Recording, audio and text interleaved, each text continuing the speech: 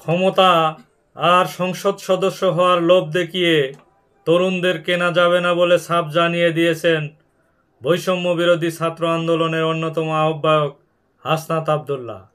তিনি বলেন, এই তরুণদের সংসদ সদস্য বা কোনোভাবেই কেনা যাবে না বলে তিনি সাফ জানিয়ে দিয়েছেন। সোমবার 27 জানুয়ারি জাতীয় নাগরিক কমিটি এবং বৈষম্য বিরোধী ছাত্র আন্দোলনের আয়োজনে চুয়াডাঙ্গা রাইজিং ছাত্র জনতার মত বিনিময় সভায় অংশ নিয়ে তিনি একথা বলেন। হাসনাত আবদুল্লাহ বলেন, ক্ষমতা আর সংসদ সদস্য হওয়ার লোভ দেখিয়ে তরুণ প্রজন্মকে কোনোভাবেই কেনা যাবে না বলে তিনি সাফ জানিয়ে দিয়েছেন। আমাদেরকে হাসিনাই কিনতে পারেনি, আপনারা তো ভালো করে জানেন, এবং আওয়ামী লীগ কোনোভাবেই কিনতে পারেনি, অতএব ছাত্রদের কেনা এত সহজ নয় বলে তিনি সাফ জানিয়ে দিয়েছেন।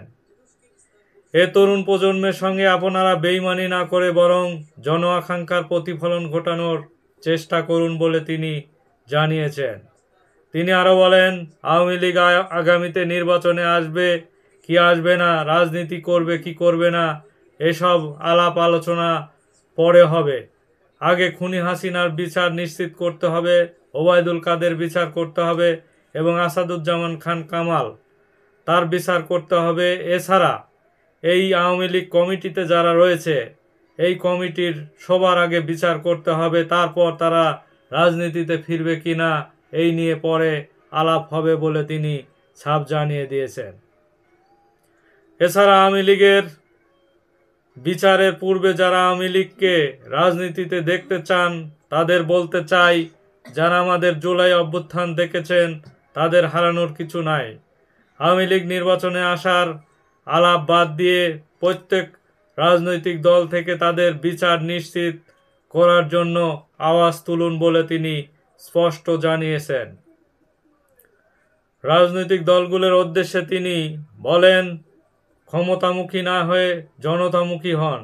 যারা ক্ষমতামুখী হয়েছে তাদের কিন্তু দেশ ছেড়ে পালাতে হয়েছে বলেও তিনি এই কথা স্মরণ করিয়ে দিয়েছেন বিভিন্ন রাজনৈতিক দলকে, যে যারা ক্ষমতার লোভ করেছে এবং জনতামুখী না হয়ে শুধু ক্ষমতাকে আঁকড়ে ধরতে চেয়েছে এবং অর্থের লোভ করেছে, তারা কিন্তু এই বাংলার মাটিতে টিকতে পারেনি বলে তিনি স্পষ্ট জানিয়ে দিয়েছেন। পুলিশ প্রশাসনের উদ্দেশ্যে তিনি বলেন, হাসিনার পথ অনুসরণ করার দরকার নেই, ক্ষমতা কাঠামো অনুসরণ করার দরকার নেই। আপনারা যদি রাজনৈতিক দলের দালালি করেন তাহলে হারুন বেনজিরের মতো দেশ ছেড়ে পালাতে হবে বলেও তিনি স্পষ্ট জানিয়েছেন।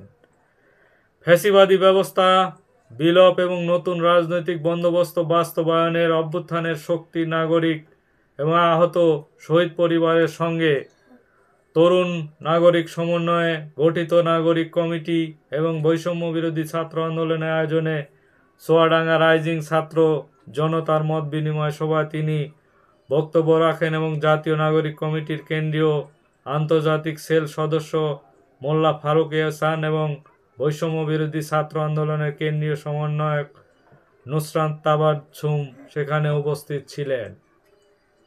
আসলে এই হাসনাত আবদুল্লাহ স্পষ্টভাবে বিভিন্ন রাজনৈতিক দলগুলোর উদ্দেশ্যে তিনি স্পষ্টভাবে বলতে চেয়েছেন যে ছাত্রদের এই ক্ষমতার লোভ দেখিয়ে বা টাকার লোভ দেখিয়ে কোনো লাভ নেই, তাদের কোনোভাবেই কেনা যাবে না।